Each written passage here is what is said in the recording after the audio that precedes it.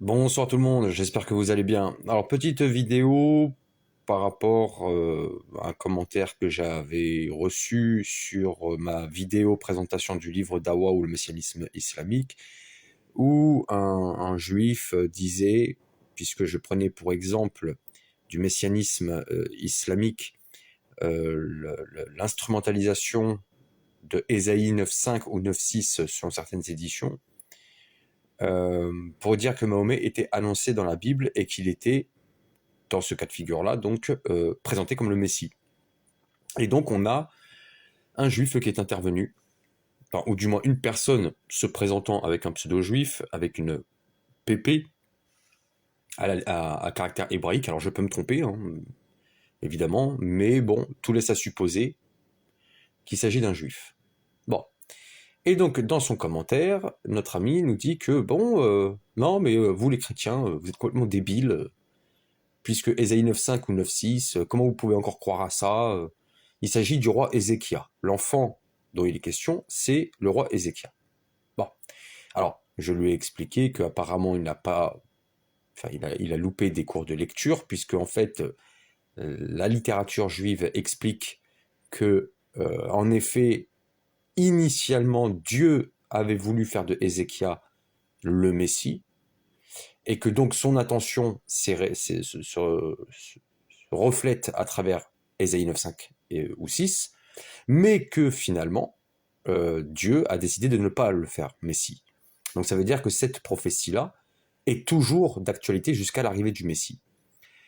Eh bien, on va vous montrer ça, on va vous prendre Moïse Maïmonide dans ses épîtres, et notamment son épître au Yémen.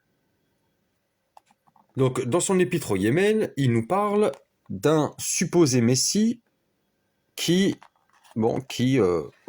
serait actif au Yémen. Bon. Et il parle justement des critères messianiques. Comment reconnaître un Messie, un vrai Messie? Comment reconnaître le vrai Messie? Bon, donc vous en doutez bien, Maïmonide veut montrer que celui qui se prétend être le Messie au Yémen n'en est pas un. Bon. Et parmi les critères du Messie, voici ce qu'il nous dit. Donc, je cite,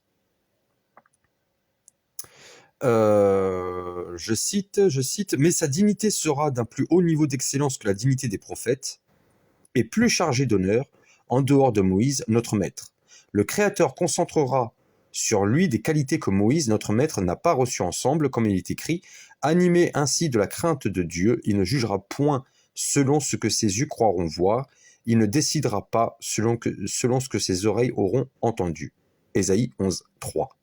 Et sur lui reposera l'esprit du Seigneur, esprit de sagesse et d'intelligence, esprit de conseil et de force, esprit de science et de crainte de Dieu. Ésaïe 11, 2.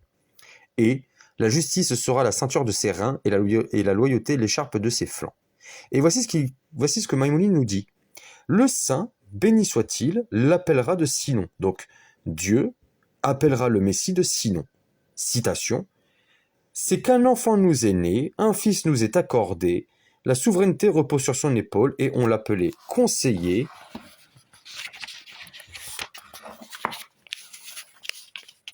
merveilleux, héros, divin, père de la conquête, prince de la paix.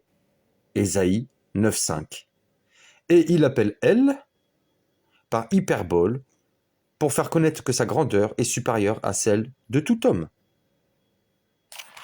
Donc, on a Maïmonide, le Moïse après Moïse, qui réfute notre petit commentateur de YouTube.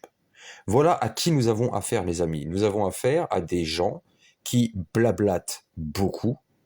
C'est le grand drame de notre époque, en fait. Les réseaux sociaux ont démocratisé l'ignorance, la condescendance basée sur l'ignorance. C'est juste insupportable, en fait. Donc, moi, je ne vais plus me casser la tête. Dès que je vois des commentaires qui me semblent complètement